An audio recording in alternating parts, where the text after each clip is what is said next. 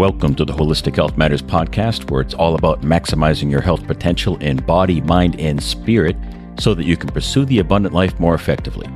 I'm your host, David Sandstrom, and this is episode number 12.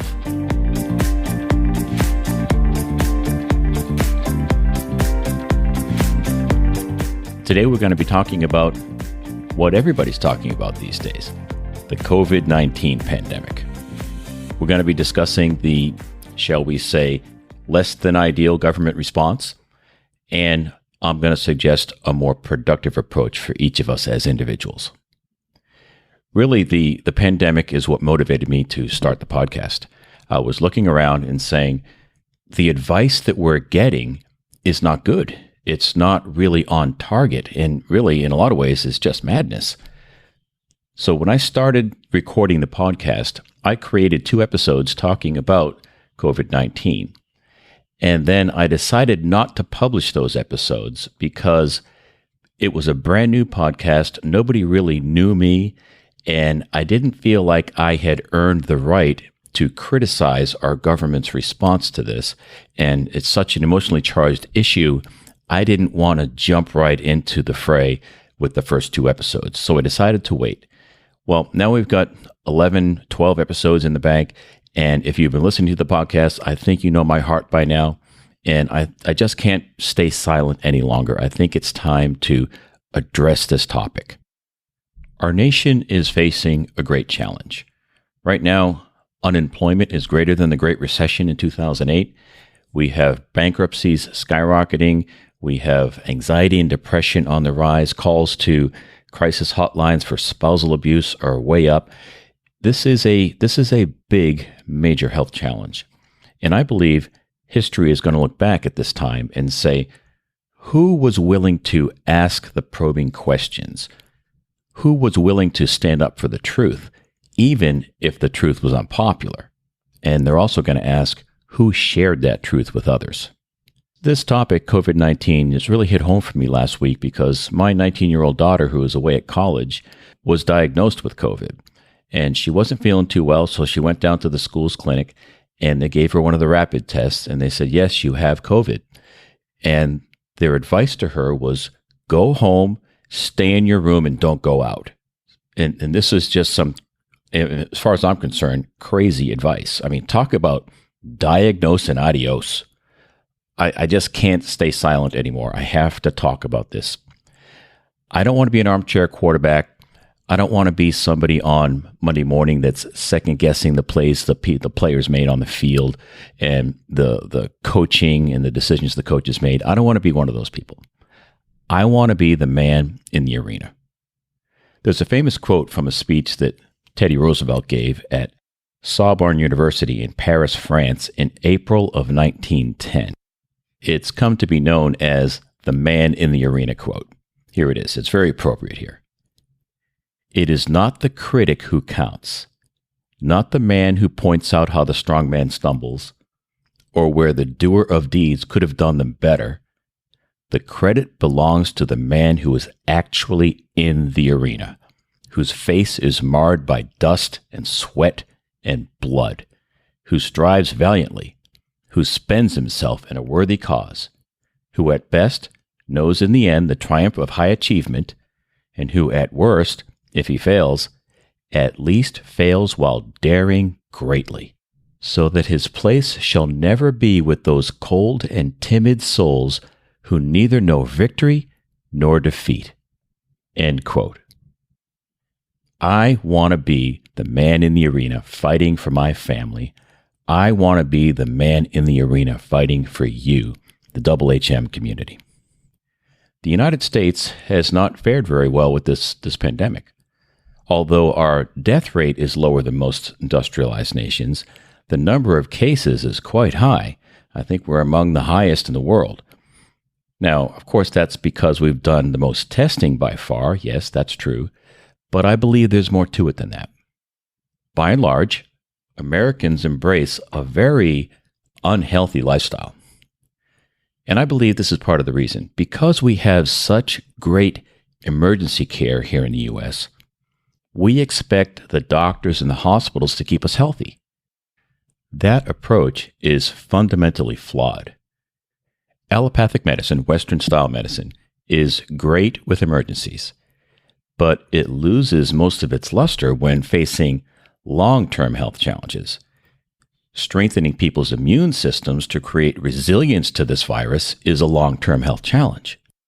Our nation's healthcare system is really not prepared to take on this health challenge effectively. When our political leaders turn to the medical field for advice, they get emergency medicine, because that's what they do. Hospital workers do need to protect themselves from germs, but what's good advice in an emergency room can make for some really poor public health policy. In the case of COVID-19, turning to the experts has produced some dreadful and, sad to say, sometimes deadly consequences. What have the experts offered us? They've offered us an economic lockdown, social distancing, shelter-in-place orders, hand washing, mask wearing, and not the least of which is fear-mongering. All of this all the advice is based on nothing but avoidance. It's based on germ theory. Germ theory basically says this: you are more or less defenseless against these germs. The only way to not get sick is to avoid the germs in the first place. That advice ignores our body's natural immune response. Why aren't we talking about strengthening our immune systems? Well, on this podcast, Holistic Health Matters, we're going to talk about it. We're going to talk about strengthening our internal terrain. We're going to talk about how to make our bodies a hostile environment for these undesirable microscopic organisms. We're wired for health. You know that. Our default setting is health. Part of that wiring is a strong, robust immune system. I want to share a quick story. A number of years ago, when my oldest daughter was young, she was an infant, my wife and I were looking for a pediatrician that was willing to discuss the vaccination schedule. Now, at the time, I wasn't completely opposed to vaccinations. I just wanted to talk about perhaps delaying some of them and maybe not doing some of the others. And this particular pediatrician was very opposed to what I had to say. And she started raising her voice and eventually started shouting at me. And she said, "Your daughter has no immune system." And I said, "Wait a minute. You're a medical doctor. You know better than that. If she had no immune system, she'd be dead already. Babies come out of the womb with an immune system. An immature immune system, yes. But no immune system? That was a bold-faced lie, and I called her on it. The very premise behind a vaccine is that we stimulate the immune system to kick into gear. The premise is that you have an immune system to be stimulated. So, needless to say, we left that pediatrician's office and we found a different doctor. At the time, I was really puzzled as to why this doctor took that position, and I really didn't understand her motivation, but I do now. Doctors' offices have to work with and through insurance companies, and insurance companies audit those offices. And one of the main things they look at in a pediatrician's office is what percentage of your patients have met their full vaccination schedule. And if that percentage hasn't met a certain threshold, the quota, if you will, they lower the doctor's score or rating, and they get paid less money from the insurance company. So that's why this doctor was willing to dismiss good science and just insist and be so recalcitrant in her position that my baby had no immune system. It's kind of ridiculous, but if you follow the money, sometimes that will lead to a lot of insight. My infant daughter had an immune system. Now let's talk about how our immune system works a little bit. We have two divisions to the immune system. One is the innate immune, which is the non-specific immune response, and the other is the adaptive or specific immune response. With the innate or the general immune response, our bodies will identify and tag antigens that don't belong. An antigen is a protein that exists on the cell wall of an undesirable microscopic organism such as a virus, a bacteria, or fungi. Once an antigen is tagged for removal, our bodies will dispatch natural killer cells and phagocytes as well as oxygen in the form of hydrogen peroxide to overwhelm the invader and inactivate it and remove it from the body. The adaptive or specific immune response is where the body learns what an invader looks like and produces antibodies against it, so the next time that we see that antigen or undesirable microscopic organism, we can mount a quicker, more efficient immune response. This is how we keep from getting sick. The system works very well. Our government's response amounts to nothing more than what that pediatrician told me. You have no immune defense, therefore the only feasible course of action is lock yourself in your house and wait for us to develop a vaccine. This advice flies in the face of our understanding of how our bodies work. Just like that pediatrician, there is something going on behind the scenes that explains why so many people are willing to ignore good science and embrace a public policy that puts profits before people. Let's face it, some institution is going to make a lot of money from a coronavirus vaccine, and that explains a lot. I want to go over our government's recommendations that are based on advice from the medical field, from MDs. As we go over these recommendations, I want you to ask yourself, does any of this address our ability to fight off a viral infection? Or is it based on the faulty assumption that our only defense is to avoid coming in contact with the virus altogether? Let's look at the first one, the economic lockdown. To the epidemiologists, this makes sense. This is what they've studied. This is what they've been trained for. And when something like COVID-19 comes along, they say, okay, this is the big one. The only feasible thing to do is to shut it all down. We have to prevent the spread of this disease. It makes sense to them.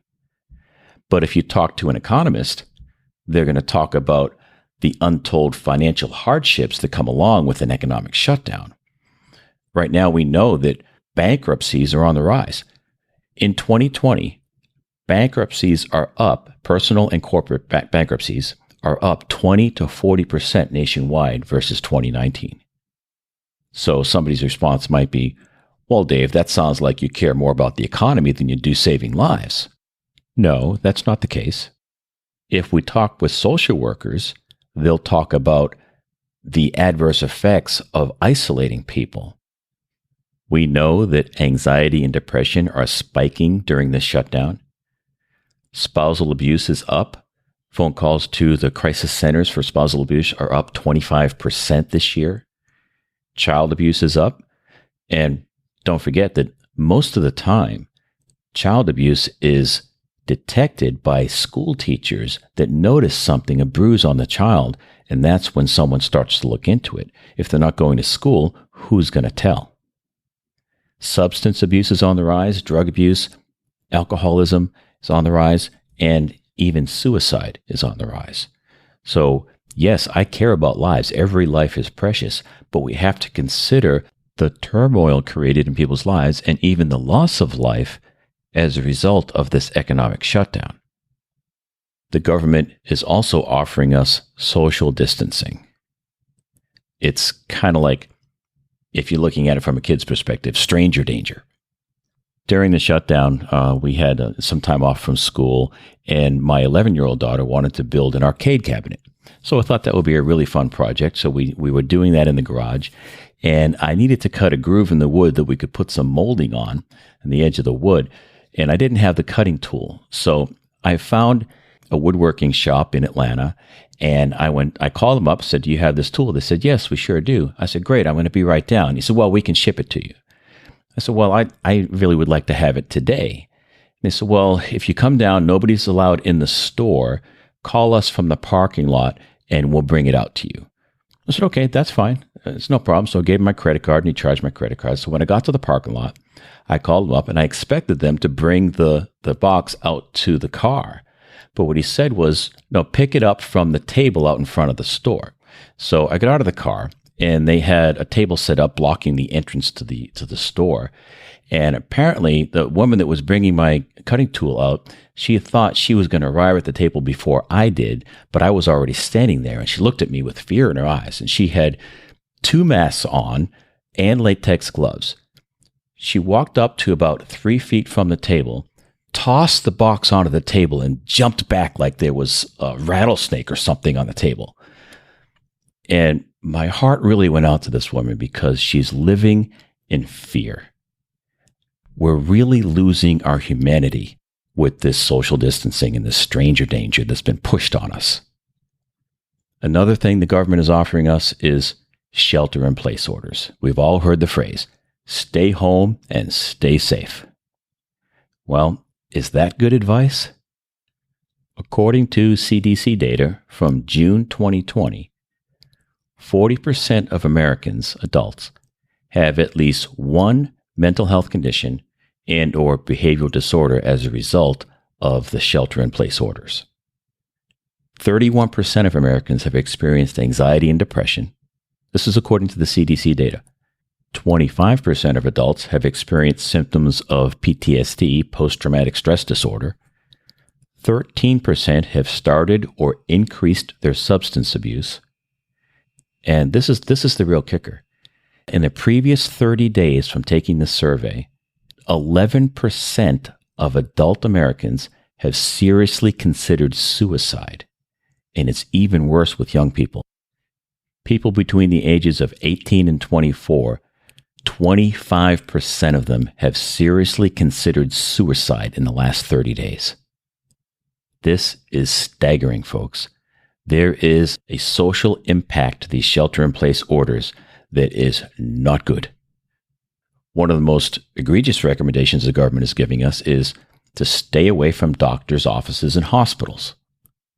So that means we don't get any early diagnosis or treatment for serious conditions. How many people have some pain going on that they would like to see the doctor over, and it's actually a tumor and it's cancer growing inside their bodies, but they're afraid to go to the doctor because of our government's recommendations? They stay home unless you absolutely have to see the doctor.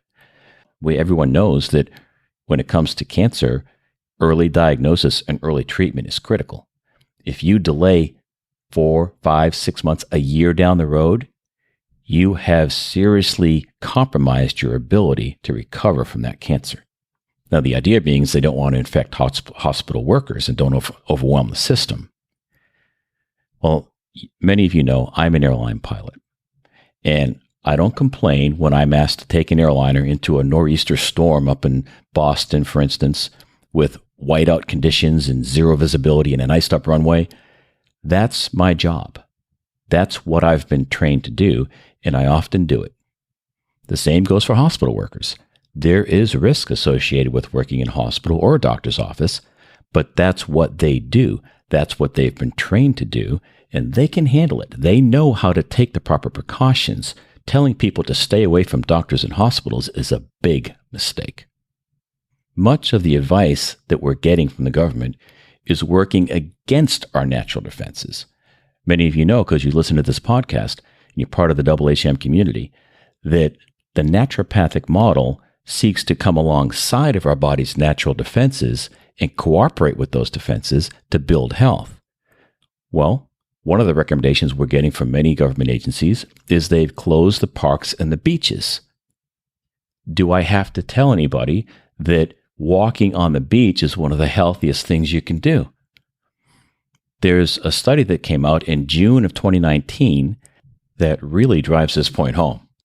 These researchers found that people that spent 120 minutes per week in nature, such as a park or a walking trail, had lower probabilities of cardiovascular disease, obesity, diabetes. They had a lower risk of being hospitalized with their asthma. They had lower levels of mental distress, and they had much lower levels of ultimate mortality. So spending 2 hours a week or more in nature dramatically increases the health outcome of the population. And I'm going to put a link in the show notes so that if you want to read this study on your own. It's a very interesting study. So what have our governments done? Our local agencies, they've closed the parks and they've closed the beaches, and they said, stay at home. Is this good advice? I don't think so. Another thing they've done is they've closed the gyms. Okay, so do I really have to make the case that exercise is good for your health? I mean, I think most of you know that. We get our lymph fluid moving when we exercise. We have endorphins flowing that make us feel better. And white blood cells that fight disease, that fight infection, move through the lymph fluid. So we've got to get moving, and closing the gyms is the exact wrong advice. That's not what we need. Another thing we've done is we've prohibited people from gathering in large groups, which means you can't go to church. We've closed the doors to our houses of worship. That's a very bad thing too, because social isolation brings on health challenges. Another thing they've offered us is hand washing. Now, hand washing is not a bad idea, but remember, it's based on germ theory. And germ theory was first developed or purported in the middle 17th century by a guy by the name of Louis Pasteur. You probably recognize his name because, yes, he's the biologist that came up with pasteurization. His theory was that it's the germs that infect us, so if we can kill the germs or avoid the germs, we're going to stay healthy. And our medical system today has embraced germ theory hook, line, and sinker. Now, I'm not saying that prudent avoidance isn't wise. It is, of course it is.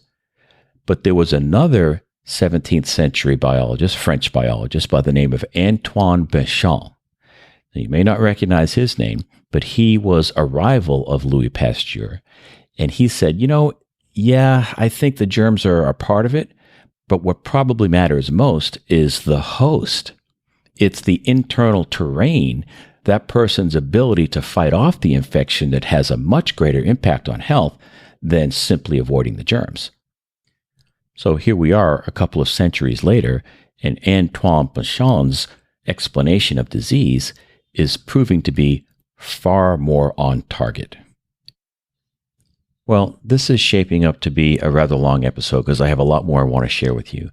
I've heard from some of the HHM community, and they've suggested that I shorten the episodes up a little bit, maybe make them more like 20 to 30 minutes, because bite-sized pieces are easier to absorb, and I can get a little bit in-depth at times. And I agree, I think that's a good idea. So I think this is a good place to stop, hit the pause button, and we'll pick this up next week. I'm going to finish, in that episode, I will finish explaining the less than ideal government response, and I'm going to give you some of my recommendations that can help everyone with some practical measures that we can do as individuals to help strengthen our internal terrain. I want to give you some practical steps that will help you boost your immune system and enhance your body's ability to fight off any illness. I want to help you transform your body into a hostile environment for any undesirable microscopic organism, including the COVID-19 virus. Don't forget, you can always go to my website at davidsandstrom.com, search for episode number 12, and there you can find a full transcript of the audio there. You can download it and take it with you and read it later, or you can read it right there on the website. Thank you for giving me some of your valuable time this week. I enjoyed serving you as always, and I'll talk with you next week. Be blessed.